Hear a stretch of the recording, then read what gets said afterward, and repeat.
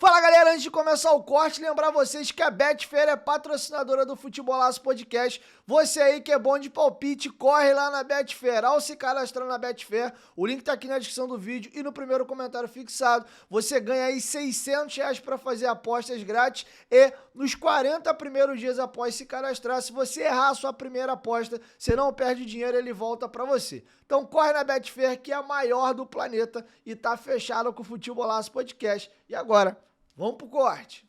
E aqui, cara, vale um outro comentário, já passando para pensar em 2025, eu tô de saco cheio do Vasco ficar contratando medalhão em final de carreira e o Vasco ter que ficar dando jeitinho para encaixar jogador que já foi extra série ou acima da média, que tá em final de carreira e que só faz uma fase do jogo, só joga com a bola no pé. Pega os principais clubes do futebol brasileiro, não em termos de camisa, mas em termos de competitividade, e vê se eles se sujeitam a isso. Você tem algum jogador com o perfil do Paê no Flamengo? Quem é o jogador titular do Flamengo lá, que só joga com a bola no pé, que não marca ninguém, que já tem uma certa idade, e que você tem que ficar dando um jeitinho para encaixar ele no time?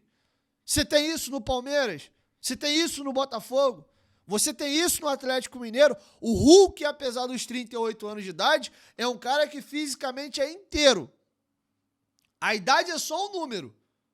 O Zé Roberto, aos 38 anos de idade, estava voando. Tanto é que parou de jogar com os seus 43, 42, jogando de lateral esquerdo. O Nenê, com 38 anos de idade, ainda jogava bola pra caramba. A gente está em 2024... É só você voltar para 2019. 2019 ele estava no São Paulo, fazendo ali aquela dobradinha ainda, salvo engano, com o Diego Souza. 2019, 2018, depois ele vai pro Fluminense.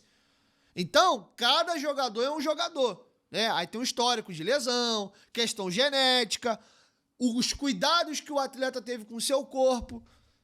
Então eu acho que pensando em 2025, o Vasco tem que rever essa filosofia. O Vasco vem apostando temporada atrás de temporada em jogadores medalhões com um grande nome em final de carreira. Alguns até te entregam alguma coisa com prazo de validade desse tamanho. A retinha final de 2019 do Guarim foi boa? Foi. Acima do peso, gordo, pesado, mas ajudou. Agora, como é que foi o 2020 do Guarim? Problema conjugal, problema com bebida, pedia pra ir pra Colômbia toda hora, ficou ainda mais acima do peso, aí jogou alguns jogos, aí ficou fora, aí vai ficar, não vai ficar, foi embora. O Maxi Lopes entregou, ajudou pra caramba em 2018, também acima do peso, mas conseguiu segurar a bucha, ele, o Castanho e o Thiago Galhardo, salvaram aquele final de ano do Vasco, vira o outro ano, acabou o homem. Já no meio do ano, o Luxemburgo mandou catar cavaco. Chegou pro Campeonato Carioca, o dobro do tamanho que ele tava.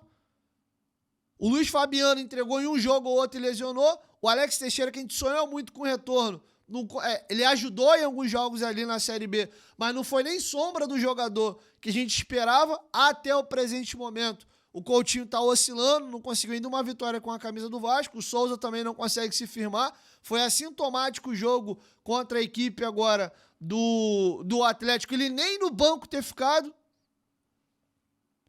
Aí eu pergunto pra você que quer sempre o nome, tá valendo a pena ter sempre o nome já com 30 e todos? Quem são os grandes jogadores do Vasco hoje que a gente, porra, esse aí é o cara? O Verratti tinha nome quando veio pro Vasco, o Paulinho tinha nome quando veio pro Vasco, o Léo Jardim tinha nome quando veio pro Vasco, o Lucas Piton tinha nome quando veio pro Vasco, o Hugo Moura chegou aqui chutado, eu era um. Eu não queria o Hugo Moura no Vasco. Levanta a mão aqui. Não queria. E hoje, pra mim, é ele e mais alguém ali. Jair Paulinho que brigue pra jogar do lado dele. O Hugo tem a vaga dele cativa de primeiro volante. E falo sem medo nenhum de que me equivoquei naquele momento. Não gostei da contratação do Hugo e hoje sou um fãzaço dele. O mesmo com o David. Tem lá suas dificuldades, suas limitações, mas foi muito importante na temporada do Vasco. Então, tá mais do que provado que mais do que um nome, do que um status, você tem que olhar para o momento do jogador. Você tem ainda jogadores com nome, com a idade avançada que entregam.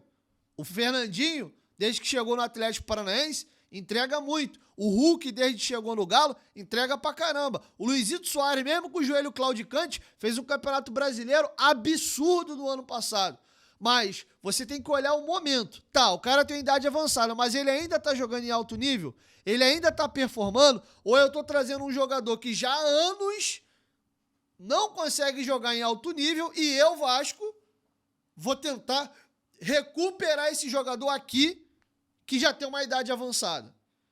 São leituras diferentes. O Di Maria ainda joga em bom nível mesmo com a idade que ele tem.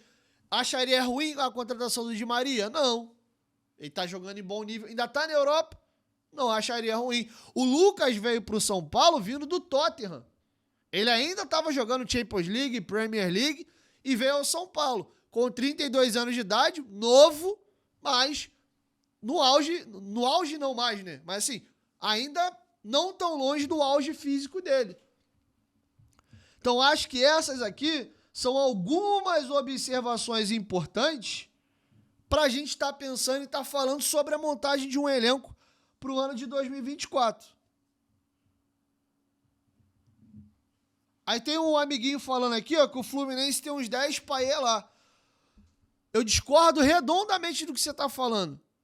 O Fluminense tinha e tem ainda alguns jogadores veteranos no elenco que funcionaram enquanto o Fernando Diniz, que é um treinador que tem um estilo de jogo completamente diferente dos demais, que só ele consegue fazer aquilo. O Fluminense era um time que tinha muita posse de bola e conseguia encaixar alguns medalhões no time. Porém, o Fluminense tinha uma mescla.